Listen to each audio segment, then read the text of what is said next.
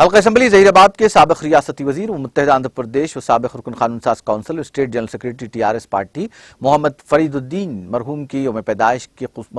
ضمن میں مستقل ظہیرآباد کے گورنمنٹ ایریا اسپتال کے مریضوں میں میوہ جات کی تقسیم عمل میں لائی گئی۔ بعد ازاں ایک ریلی کی شکل میں ٹی آر ایس پارٹی کے قائدین نے آئی بی گیسٹ ہاؤس پہنچ کر مرحوم فرید الدین کی تصویر پر گلہائے عقیدت پیش کیے اور انہیں کی خدمات کو خراج پیش کیا۔ سابق صدر town T R S party Mohammed Yaqub Jahangir Qureshi سابق کونسلر بلدیہ نے خطاب کرتے ہوئے کہا کہ فرید الدین سابق وزیر متحدہ ریاست آندھرا پردیش اور ریاست تلنگانہ کی عوامی مقبول قائد تھے۔ حلقہ اسمبلی ظہیرآباد کی عوام اقلیتوں